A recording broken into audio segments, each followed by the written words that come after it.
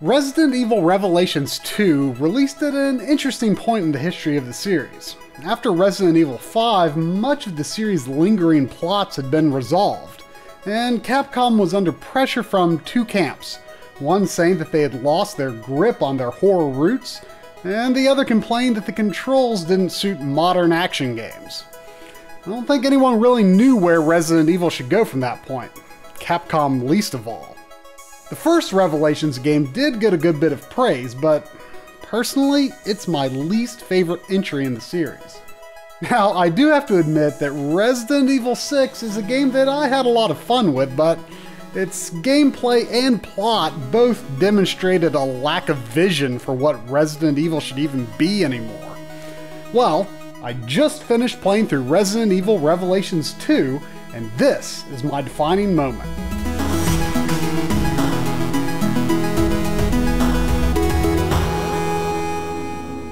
So, in the first of 4 episodes, Claire Redfield and Moira Burton are escaping a bioweapons-infested prison. Moira is the estranged daughter of the one and only Barry Burton, the true star of the original Resident Evil. I mean, the man is responsible for like half of the entire series' most famous quotes. You, the master of unlocking, you were almost a Jill sandwich. I have this. And he accomplished all of that in just one game. A true legend and a fan favorite, but one who has been tragically underused in the series since. But I feel like Revelations 2 does a pretty good job of bringing a bit of Barry back into Resident Evil, and you know, maybe that's just what the series needed. Claire and Moira have to turn the power back on to get out. They cross a garbage compactor and Moira is boosted up to where she can reach the main power controls. You can see where this is going, right? Claire has to rush out of the compactor before, well... Oh my god, are you okay? Yeah, I was almost a Claire sandwich. Now, pause. They could have just left it there and it might have come across as nothing more than Capcom trying too hard to reference what is perhaps Barry Burton's most popular line. Ugh, does Barry tell everyone that story? Okay, now that's pretty good. It transcends referential humor and becomes a fun bit of character building. Now I've got this image in my head of Barry telling the Spencer Mansion story to everyone he meets being all... And I was like, what is this? I knew that Jill was the master of unlocking, so I figured she'd make better use of it. If she was in there for another second, she'd have been a Jill sandwich. And that's when I realized this game kinda gets it.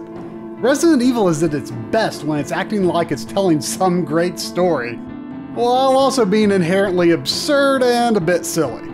It's a fine line to walk, and I'd say that the only 2 games that totally hit that nail on the head are the original and RE4, though most of them succeed to some greater or lesser degree. But the games that have come after RE5 have struggled with it. The first Resident Evil Revelations introduces several awful characters whose style and sense of humor just do not fit in with the series at all. And RE6, on the other hand, generally just takes itself too seriously. Leon totally lost the campy wit that made him so great in RE4. You're nothing but an extra in my script. I don't ever remember being a part of your crappy script. Now they've taken a look back at the series' roots, and perhaps this best character, to find itself again. For the most part, the tone of the game is a strong step back in the right direction for the series, and it feels like Capcom finally got the right ideas about where to take the story, characters, and gameplay.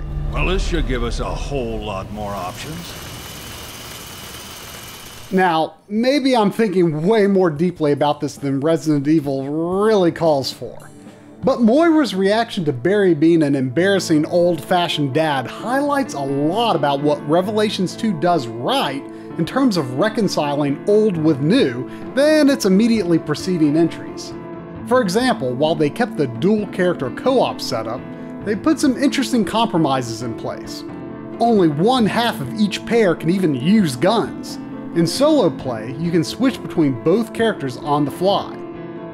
What's cool is that the other character has skills suited to exploration and assistance, rather than combat, which prevents it from becoming an all-out action game. Having one character suited to exploration also works well considering that the level design is often not entirely linear.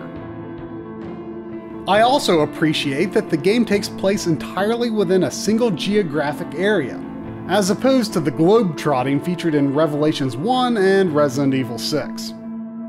And inventory management, a love-it-hate-it staple of the series, makes a solid return with an excellent interface. Going into Revelations 2, I honestly didn't expect that I was in store for the best Resident Evil in years.